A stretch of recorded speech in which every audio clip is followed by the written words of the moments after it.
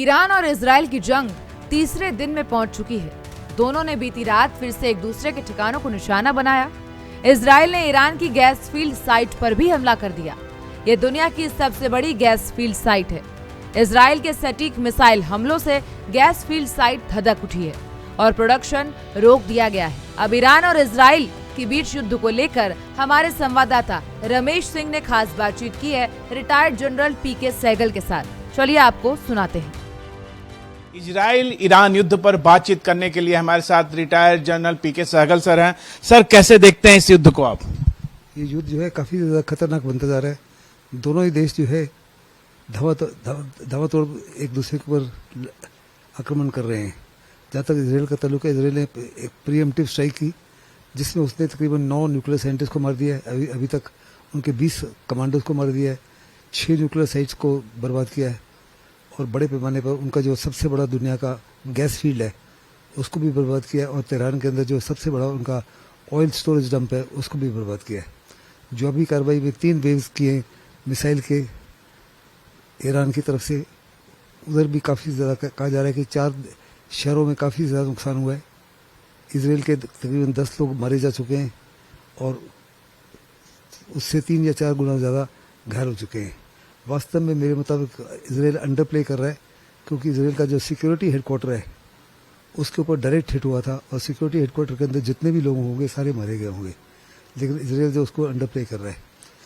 अभी जो है ईरान के एक मिनिस्टर ने साफ तौर पर धमकी दी है कि वो स्ट्रेट ऑफ हॉर्मुज को बंद करने जा रहे हैं। और स्ट्रेट ऑफ हॉर्मुज को बंद करते हैं तो ऑयल और गैस की कीमतें जो हैं वो कम से कम दुगनी हो सकती हैं। इनिशियली कम से कम $100 जा सकती है, अभी $75-78 हो गया है, जो तकरीबन $10 से $11 बढ़ गया है। ये कम से कम $100 तक जा सकती है।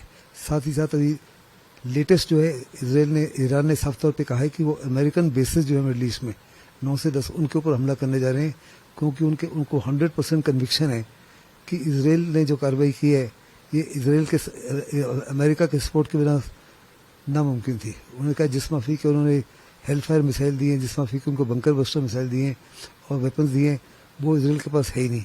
और अगर इसराइल को अमेरिका की मदद ना मिलती रहे तो इसराइल को आगे जंग को कैरी ऑन करना इज नॉट अ पॉसिबिलिटी। और अगला सवाल था सर कि क्या ईरान अमेरिकी बेस पे हमला करेगा, और जब ईरान अमेरिका बेस पे हमला करेगा तो अमेरिका भी क्या इस युद्ध में शामिल होने जा रहा है?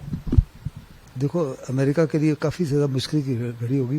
ट्रंप बड़े पैमाने पर चेतावनी दे रहा है, बार बार वार्निंग दे रहा है कि आप किसी प्रकार से हमारे अमेरिकन बेसिस के ऊपर हमला नहीं करना। जब इसराइल ने हमला किया तो उनके जो secretary of state mark Rubio है, उन्होंने साफ तौर पे कहा था कि हम इन्वॉल्व नहीं है, हमको इस युद्ध से कोई लेना देना नहीं, ये केवल और केवल कार्रवाई इसराइल की तरफ से है। लेकिन सारी दुनिया जानती है कि ये पॉसिबल नहीं था इसराइल के लिए विदाउट अमेरिकन सपोर्ट। और अगर अमेरिका युद्ध में इन्वॉल्व हो जाता है तो इसका बहुत बड़ा फायदा होगा रशिया को, चाइना को। चाइना इसका फायदा उठाते ताइवान के ऊपर हमला कर सकता है। दूसरा, ट्रंप जो है उन्होंने साफ तौर पे कहा था जब उन्होंने सत्ता संभाली थी कि फॉर एवर युद्धों में इन्वॉल्व नहीं होना चाहते। अगर अमेरिकन बेसिस के ऊपर वो हमला करते हैं जो ईरान करने जा रहा है, तो अमेरिका अगर युद्ध में आता है तो दुनिया की स्थिति जो है बहुत ही ज़्यादा चिंताजनक और गंभीर हो जाएगी। हिंदुस्तान को बहुत नुकसान हो सकता है। अच्छा बाहर जो है हमारे लिए बहुत लाजमी है, हमारी कोई कनेक्टिविटी देता है अफगानिस्तान के साथ में, सेंट्रल एशिया के साथ में, नॉर्थ साउथ कॉरिडोर से कनेक्ट करता है। 25% हमारे फ्रेट परसेस कम है। वहाँ काफ़ी बड़े पैमाने पर हिंदुस्तानी का डायस्पोरा है।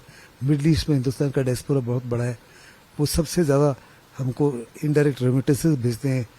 जो अरब कंट्रीज़ की इन्वेस्टमेंट है हिंदुस्तान में कई बिलियंस ऑफ डॉलर्स की है। सऊदी अरेबिया इटसेल्फ की $100 बिलियन है। और अगर आपको याद होगा कुछ साल पहले ईरान ने सऊदी अरेबिया का एक गैस फील्ड को बर्बाद किया था। केवल 1 या 2 मिसाइलों की आवश्यकता है पूरे मिडल ईस्ट को भस्म करने के लिए, और ईरान वो 100% करेगा। इसराइल ने ऐसे टारगेट चुने हैं जिससे बड़े पैमाने पर वहाँ के लोगों की क्वालिटी ऑफ लाइफ जो है बर्बाद हो जाएगी। साफ तौर पर एक तरफ से तो नेतन्याहू कह रहे हैं ईरान के लोगों को कि आपको एक रिप्रेसिव रजीम से और आयतुल्ला से हमें बचाने की कोशिश करें, हम आपके साथ खड़े हैं। लेकिन साथ ही साथ वो ऐसे टारगेट्स को बर्बाद कर रहे हैं जिसका आम जीवन के ऊपर ज़बरदस्त असर पड़ेगा। ऐसे में एक किस्म से उनका जो गैम्बल है उल्टा पड़ेगा। और सबसे बड़ी उनकी कोशिश थी कि किसी की तरह भी ईरान न्यूक्लियर वेपन अख्तियार ना करे। मेरे मुताबिक अभी ईरान की तरफ से फर्दर एक्सेलरेशन होगा न्यूक्लियर वेपन अख्तियार करने के लिए, क्योंकि अभी ईरान को साफ तौर पर नजर आ रहा है कि उसको एग्जिस्टेंशियल थ्रेट है इसराइल से, not the other way around. Sir, मेरा अगला सवाल है कि भारत के जो संबंध हैं वो ईरान से भी बहुत अच्छे हैं, इजराइल से भी बहुत अच्छे हैं। ऐसी स्थिति में भारत की भूमिका क्या रहेगी? भारत ने साफ तौर पे कहा है कि हम एक किस्म से न्यूट्रल रहेंगे। हमारे बड़े अच्छे ताल्लुकात है इसराइल के साथ में, हमारे बड़े अच्छे ताल्लुकात है ईरान के साथ में। और अगर आपको याद होगा, ऑपरेशन सिंदूर में केवल और केवल इसराइल ही है जो हिंदुस्तान के साथ खड़ा रहा। शुरू में जब ऑपरेशन हमने स्टार्ट किया तो ईरान, फ्रांस और रशिया हमारे साथ थे, लेकिन उसके बाद में फ्रांस और रशिया ने भी अपना जो एटीट्यूड है उसको उसमें तब्दीली की। उन्होंने पहलगाम इंसिडेंट को कंडेम किया, टेररिज्म को कंडेम किया, लेकिन पाकिस्तान को कंडेम नहीं किया। सो वेस्ट का दोहरा चेहरा साफ तौर पर नजर आया। इसराइल ने चाहे वो 71 वॉर थी या कारगिल वॉर थी या सिंदूर था, हर प्रकार से हिंदुस्तान के साथ में है। इसलिए हिंदुस्तान के लिए बड़ी ज़बरदस्त दुविधा है, लेकिन उसके बावजूद हिंदुस्तान जो है मेरे को लगता है न्यूट्रल पोजीशन अख्तियार करेगा। जो SCO के माध्यम से एक रेजोल्यूशन पास हुआ, उसमें भी हिंदुस्तान ने उस रेजोल्यूशन में हिस्सा नहीं लिया, ये कहकर कि जब उसके ऊपर डायलॉग और डिस्कशन हुई थी हिंदुस्तान उसमें शामिल नहीं था। एक सवाल और उठता है, क्या कोई देश मध्यस्थता करने की स्थिति में है जो इजराइल को और ईरान को बैठा के कोई शांति समझौता या बीच का रास्ता निकाला जाए जिससे कि युद्ध आगे ना बढ़े? देखो, युद्ध तो आगे बढ़ेगा।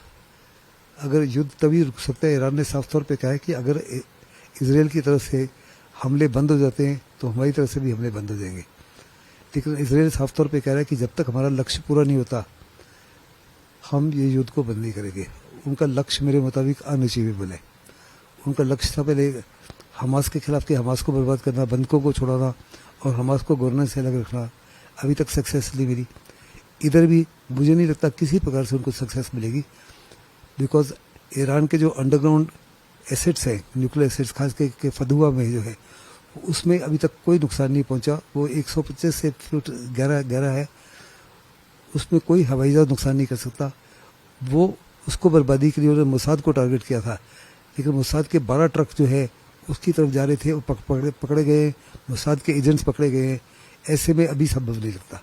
एक सवाल और उठता है कि भारत की जो इकोनॉमी है, ऑयल और गैस का दोनों आयात पे निर्भर हैं, तो आप जैसे कह रहे हैं कि दुगनी हो सकती है तेल और गैस की कीमतें, ऐसी स्थिति में भारत की अर्थव्यवस्था पे कितना असर पड़ता देख रहे हैं?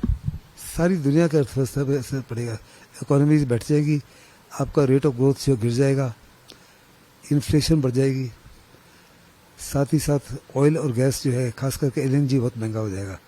हमारी सारी दुनिया देश के अंदर बड़े पैमाने पर प्राइम मिनिस्टर मोदी जब सरकार आई है, उन्होंने फ्री सिलेंडर्स दिए। वो फ्री सिलेंडर देना बड़ी मुश्किल हो जाएगा, उनका गैस की कमी हो जाएगी। क्योंकि जैसे मैंने बोला है, जो उनका गैस फील्ड जो बर्बाद किया गया है वो दुनिया का सबसे बड़ा गैस फील्ड था, और उसका असर हिंदुस्तान के ऊपर भी पड़ेगा, क्योंकि हिंदुस्तान 80% अपनी जो गैस है वो ईरान से इंपोर्ट करता है। ऑयल तो उनसे उतना नहीं इंपोर्ट करता, लेकिन गैस 80% करता है। और हमको CNG, LNG और हर प्रकार की गैस जो है बड़े पैमाने से चाहिए, और उसका मुख्य जो एरिया जहाँ से मुझे लेते वो ईरान है। बहुत बहुत धन्यवाद। तो ये थे हमारे साथ रिटायर्ड जनरल PK सहगल। इनका कहना था कि अगर ये युद्ध नहीं रुकता है तो पूरे विश्व में महंगाई आएगी, तेल और गैस के दाम आसमान छूने लगेंगे।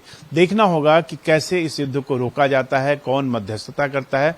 आने वाले दिनों में हम अपने दर्शकों को बताएंगे कि कैसे इस युद्ध में किसको कितना नुकसान हो रहा है।